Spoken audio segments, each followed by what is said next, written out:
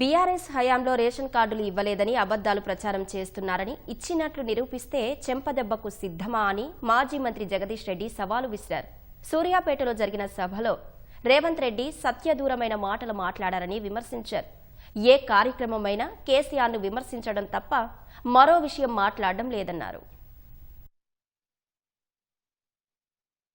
వేదిక ఏందో తెలుసుకోకుండా బడి పిల్లల కాడికి పోయినా అదే, ఐటీ పిల్లల కాడికి పోయినా అదే, కేసీఆర్ మీద ఏడుపు, కేసీఆర్ మీద బూతులు తప్ప నీ బతుకు ఇంకొకటి రాదు.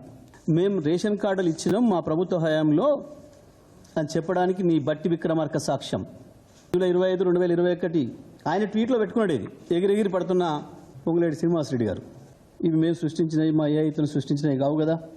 ఆ రోజు రాజగోపాల్ రెడ్డి గారు కాంగ్రెస్ మునుగోడు శాసనసభ్యుడిగా నాతో జరిగిన వాగ్వాదం రేషన్ కార్డుల పంపిణీలోనే. మేము పంచిన కార్డుల సంఖ్య 6.5 లక్షలు. ఇది మీరు తప్పని నిరూపిస్తే నేను చెంపదెబ్బకు సిద్ధంగా ఉన్నా. ఇది నిజమని రికార్డులు చూపించిన మీ ప్రభుత్వ రికార్డులో కూడా ఉంది. అది నిజమే అయితే మీరు ఒక్క చెంపదెబ్బకు సిద్ధమా? నీళ్ళ విషయంలో నీ అజ్ఞానాన్ని మరొకసారి బయటపెట్టుకున్నావు. ఏమిచ్చిందో నేను నల్లగొండకు, సూర్యాపేటకు 100 రికార్డులు ఉన్నాయి.